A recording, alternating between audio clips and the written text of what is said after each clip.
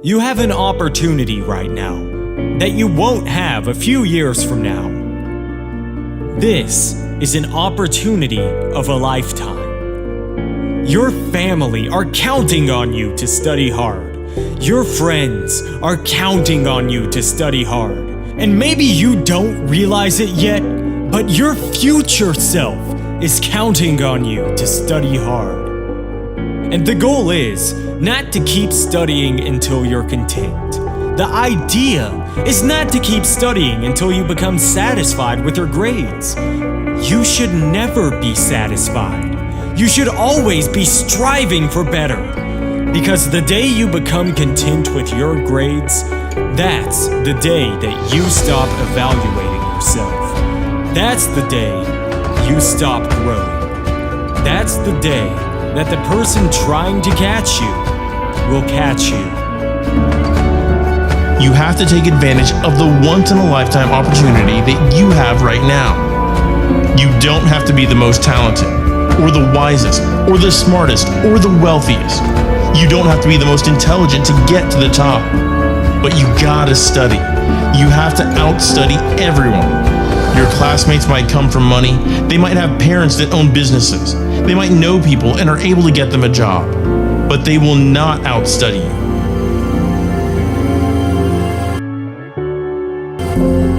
And what you have to do is make a decision that no matter how privileged or talented anyone else is in your class, you're going to outstudy them. But how do you outstudy everyone else in your class? I'll leave you with the words of Eric Thomas. I've looked at the most successful people in the world, and I realized that they have 7 or 8 similar things in common. And one of the things they all had in common was that they all had a routine. They are obsessed with routine. They don't have a gap of wasted time in their routine. They don't grind until 6 p.m. and then play video games for the rest of the night. They're not scrolling mindlessly through Instagram for hours a day. They don't have time. That's a poverty mindset. Successful people don't waste time. They don't watch TV. They don't do a lot of entertainment. If they're not working, then they're studying or getting better at their craft. So what you have to decide is, do you want to be in the 99% or the 1%? And you'll only join the 1% when you start thinking like the 1%, working like the 1%, walking like the 1%. How you prioritize your studying over the next 365 days will significantly alter the journey you're on and whether you make it into the 1% club. Aristotle said you are what you repeatedly do. Therefore, excellence ought to be a habit, not an act. Don't ever forget that. As Coach Jay said, I'm not your coach right now. I'm your conscience. You're in a fight between will and skill. I say will first because that's where you are. You're locked and loaded with skill. You're studying every day. You're putting in your work. You're buying everything. Your books, pens, notepads. You're making the investment. You're living your dream. You're walking like your dream. You're surrounding yourself with your dream. You're studying until late at night and waking up early to do it all over again.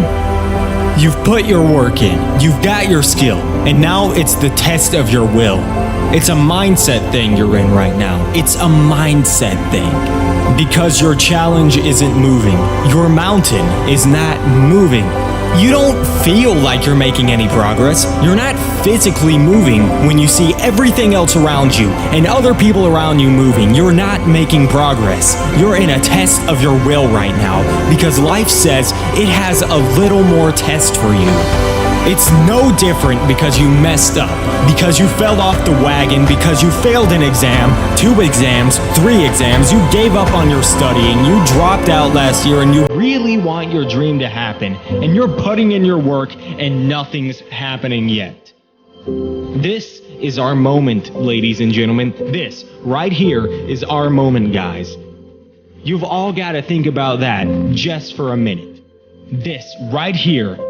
This moment right here, this is our moment to where we make what we have been dreaming of into reality. The exams you have coming, it all starts in your mind. You've got to fall back on everything that you've learned, Everything that you've prepared for, every hour you've spent studying for it, you've prepared well for this. Dreams can become buried under discouragement, buried under past mistakes. There are dreams buried under failed exams, buried under low self-esteem. It's easy to settle for average grades, even though you have all this potential buried on the inside. All of us have things that we're believing for, something we want to accomplish. Deep down, we know it's a part of our destiny. We can feel it so strongly, but then we hit some setbacks. We didn't pass the exam. Our results weren't good enough. If you do your part and start believing again, get your passion back. It's on the way. Go back and try again.